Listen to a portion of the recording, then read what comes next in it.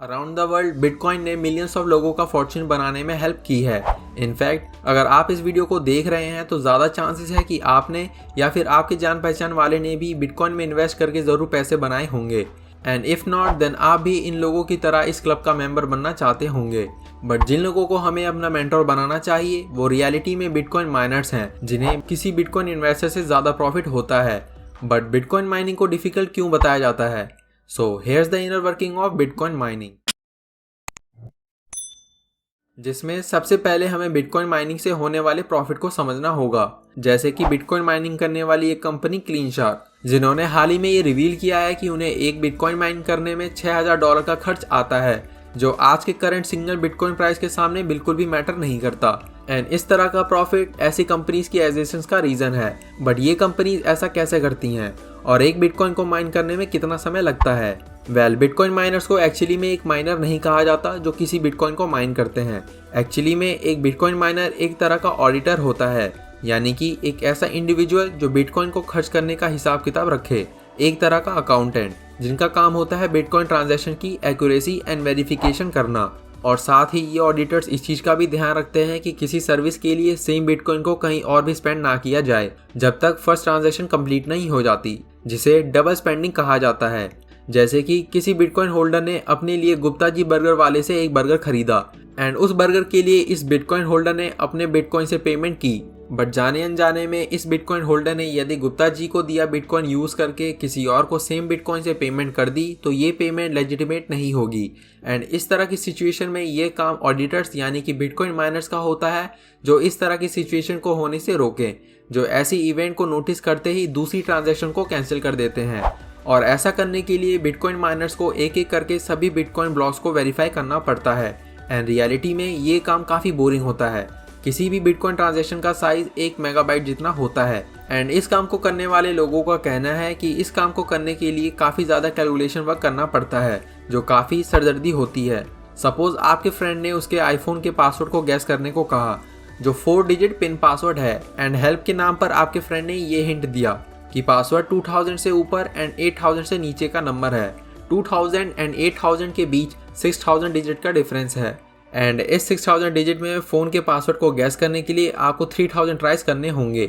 इसी तरह जो काम आपको इस टास्क में करना पड़ता वही काम बिटकॉइन माइनिंग में एक बिटकॉइन माइनिंग डिवाइस करती है।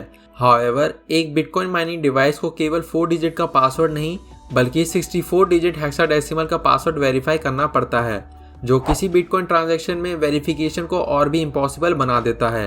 एंड इतने ज़्यादा नंबर की कॉम्बिनेशन की वजह से ये काम एक सुपर कंप्यूटर के लिए भी इम्पॉसिबल है। इसीलिए बिटकॉइन माइनर्स को ये 64 डिजिट पासवर्ड की जगह कुछ और वेरीफाई करना पड़ता है, जिसे टारगेट हैश कहा जाता है। और माइनर्स टारगेट हैश को गैस करने के लिए नॉनसेस का इस्तेमाल करते हैं। नॉनसेस एक्चुअली में कुछ नहीं बट साइज में 64 डिजिट हेक्साडेसिमल नंबर को कहा जाता है, which is only 32 bits in size. And एक हैश का साइज 256 बिट्स तक होता है। थोड़ा कंफ्यूजिंग हो गया राइट? इस पॉइंट को फिर से आईफोन पासवर्ड वाले एग्जांपल से समझते हैं। किसी टारगेट हैश को सॉल्व करना इस तरह है जैसे आपके फ्रेंड ने आपको पासवर्ड गैस करने के लिए एक और हिंट दिया हो। एंड इस बार आपके फ्रेंड ने कहा कि उसके आईफोन का पासवर्ड 10 का फैक्टर है। सो पहले इस पासवर्ड को गैस करने के लिए 6000 कॉम्बिनेशंस थे, बट अब आपके फ्रेंड ने ये हिंट दिया है कि पासवर्ड 10 का फैक्टर है। सो अब आपको 6000 कॉम्बिनेशंस को ट्राई करने की जगह केवल 1000 ट्राइज फ़ोन को अनलॉक करने के लिए करने होंगे। इसीलिए नॉन्स एक तरह का कंडेंस मेथड है जो 64 डिजिट हेक्साडेसिमल नंबर को सॉल्व करना इजी बना देता है। बट अभी भी ये वेरिफिकेशन किसी ह्यूमन के लिए बिल्कुल इजी नहीं है। यदि आप आज किसी ब्लॉकचेन की वेरिफिकेशन को वेरीफाई करना शुरू करते हैं तो आपके आंसर के सही होने का चांस 17.59 ट्रिलियन में से केवल 1% होगा। और यदि आप 17.59 ट्रिलियन में से फर्स्ट गैस करेक्ट करते हैं तो भी आपको इतनी सी मेहनत के लिए कोई भी बिटकॉइन नहीं मिलेगा, बिकॉज पूरी वर्ल्ड में केवल आप ही एक माइनर नहीं होंगे जो किसी ट्रांजैक्शन को वेरीफाई करने के लिए काम कर रहा होगा। इसीलिए आपको 17.59 ट्रिलियन गैस में से सबसे पहले नंबर गैस करने वाला फर्स्ट माइनर बनना होगा। बिटकॉइन माइनिंग का एक और चैलेंज, एवरी 4 ईयर्स पर किसी भी बिटकॉइन ट्रांजैक्शन को वेरीफाई करने पर मिलने वाला रिवॉर्ड 50% कम हो रहा है, जिसका मतलब है आने वाले टाइम में बिटकॉइन माइनिंग केवल एफिशिएंट माइनर्स के लिए ही लंबे समय तक वर्क करेगा। बट फिलहाल के लिए बड़ी प्रॉब्लम है सिंगल ब्लॉक को सबसे पहले सॉल्व करना, जिसके लिए आपको ऐसी बिटकॉइन मशीन की ज़रूरत है जो 1 सेकंड में ज़्यादा से ज़्यादा कैलकुलेशन कर सके। जिसके लिए बिटकॉइन माइनर्स कंप्यूटर में यूज होने वाले जीपीयू का इस्तेमाल करते हैं, जो जीपीयू का प्राइस में महंगा होने का वन ऑफ द रीजंस है। माइनर्स जीपीयू को केवल बिटकॉइन जैसी क्रिप्टो करेंसीज को ही नहीं बल्कि इथीरियम को भी माइन करने के लिए इस्तेमाल करते हैं। बट एक बिटकॉइन को माइन करने के लिए एक $1500 का RTX 3090 काफ़ी नहीं है। इसलिए यदि कोई बिटकॉइन माइनिंग में प्रॉफिट बनाना चाहता है तो उसे एसिक नाम का डिवाइस को इस्तेमाल करना चाहिए। एसिक एप्लीकेशन स्पेसिफिक इंटीग्रेटेड सर्किट, यानी कि एक ऐसा डिवाइस जो केवल एक काम को करने के लिए ही डिजाइन किया गया हो, जैसे कि ओनली बिटकॉइन माइनिंग। एंटमाइनर S9 को एसिक में सभी मॉडल में से पॉपुलर मॉडल माना जाता है, जिसका हैश रेट है 14 टेराहैशेस पर सेकेंड, यानी कि ये डिवाइस एक सेकंड में 14 ट्रिलियन डिफरेंट कॉम्बिनेशंस को एवरी सेकंड सॉल्व करता है। इम्प्रेसिव। लेकिन इस तरह की मशीन को खरीदने के बाद भी बिटकॉइन माइनिंग से खुद प्रॉफिट अर्न करने का चांस काफी कम होता है, जिसका रीजन है बिटकॉइन माइनिंग कंपनीज जैसे कि राइट ब्लॉकचेन, जो बिटकॉइन माइनिंग के लिए 6040 A6 एंटमाइनर मशीन्स का इस्तेमाल करता है। यदि एक हैश को सॉल्व करने में केवल एक सेकंड का टाइम लगता है तो 456 पेटा हैशेस को सॉल्व करने में 14.4 बिलियन ईयर्स का टाइम लगेगा। बट A6 एंटमाइनर मशीन पर सेकंड 456 पेटा हैशेस प्रोसेस करता है। वहीं रायर ब्लॉकचेन कंपनी ने अपनी कंपनी में 800 S19 प्रोस मशीन्स को लगवाने का काम शुरू करवा दिया है, जो 2020 के शुरुआती 4 महीनों में लगवाए जाएंगे। एंड रायर ब्लॉकचेन का कहना है कि उनकी न्यू मशीन्स के लगने के बाद उनकी कंपनी का हैश रेट 1.45 EH पर सेकंड सॉल्व करना शुरू कर देगा, जो इजी लैंग्वेज में समझें तो 1.45 मिलियन हैशेस पर सेकंड होते हैं। इवन बड़ी बात यह है कि ऐसा केवल एक कंपनी नहीं कर रही, वर्ल्ड में ऐसी बहुत सी कंपनीज हैं जो इस तरह की फास्ट कैलकुलेशन करने वाली मशीन्स को यूज़ करते हैं, जिनमें से एंटमाइनर S19 प्रो मशीन की कॉस्ट $8000 तक होती है।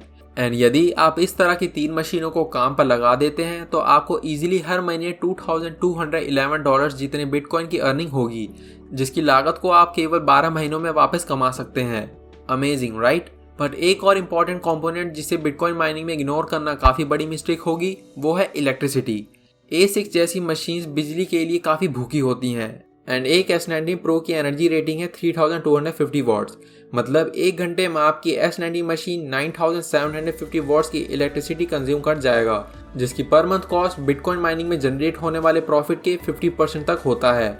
मीनिंग एवरी मंथ $2211 होने वाले प्रॉफिट में से आपको $1170 इलेक्ट्रिसिटी बिल में देना होगा। हमारी कंट्री में यदि कोई बिटकॉइन माइनिंग स्टार्ट करता है तो उन्हें इलेक्ट्रिसिटी बिल में एटलीस्ट 50% की सेविंग हो सकती है, thanks to the 5.43 rupees average rate पर किलोवाट। सो एंड में यही प्रूफ होता है कि बिटकॉइन एंड बिटकॉइन माइनिंग में सभी अभी तक प्रॉफिट जनरेट करते आए हैं, जो अभी तक काफ़ी न्यू इन्वेस्टर्स एंड माइनर्स को अट्रैक्ट भी करता आया है। बट बिटकॉइन में इन्वॉल्व होने से पहले एक बात को अच्छे से समझना ज़रूरी है, वो है बिटकॉइन जैसी क्रिप्टो करेंसीज की वॉलेटिलिटी। इस समय एक बिटकॉइन की कॉस्ट $52,910 है, जो इजीली 20,000 या फिर और भी नीचे जा सकती है। और यदि ऐसा होता है तो माइनिंग करने वालों को प्रॉफिट के बारे में भूल ही जाना चाहिए। एक बिटकॉइन को माइन करने में $6,000 का खर्च आता है, वो भी तब जब हज़ारों डॉलर्स की पावरफुल मशीन को 24/7 काम करते रखा जाए with high electricity bills. And इस तरह की एक्सपेंसिव मशीन की परचेज के बाद एक बिटकॉइन को माइन करने की कॉस्ट लगभग $10,000 तक हो सकती है या फिर $20,000।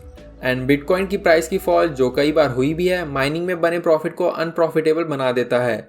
बट यदि आप बिटकॉइन में लॉन्ग टर्म की इन्वेस्टमेंट देखते हैं तो होपफुली आपके लिए बिटकॉइन का फ्यूचर ब्राइट हो सकता है। फॉर एग्जाम्पल, अभी एक बिटकॉइन की प्राइस लगभग $53,000 है। एंड सरप्राइजिंग बात यह है कि 2021 फरवरी की स्टार्टिंग में एक बिटकॉइन की कीमत $38,000 तक थी। एंड यदि किसी को बिटकॉइन माइनिंग करके प्रॉफिट नहीं हो रहा है और उनके पास कैश रिजर्व है तो उनके लिए बेटर यही होगा कि वो बिटकॉइन माइनिंग की जगह बिटकॉइन परचेज करें।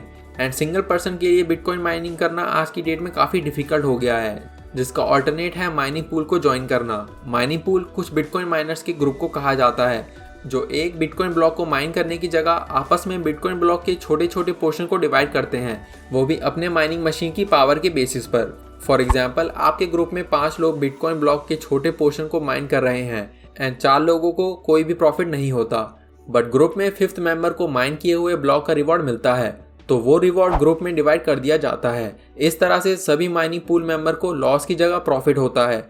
बिटकॉइन से प्रॉफिट अर्न करने का एक और ऑप्शन है बिटकॉइन माइन करने वाली कंपनीज के स्टॉक खरीदना, जिनके स्टॉक प्राइस बिटकॉइन प्राइस के फ्लक्चुएट होने पर चेंज होते हैं। At the end bitcoin mining काफ़ी रिस्की गेम है जिसमें टाइम, एनर्जी एंड मनी की रिक्वायरमेंट काफ़ी ज़्यादा है। इसलिए यदि आपके पास बिटकॉइन से रिलेटेड कोई भी एक्सपीरियंस नहीं है तो बिटकॉइन की रिस्क एंड वॉलेटिलिटी के कारण बिटकॉइन से दूर रहना ही एक सेफ ऑप्शन है।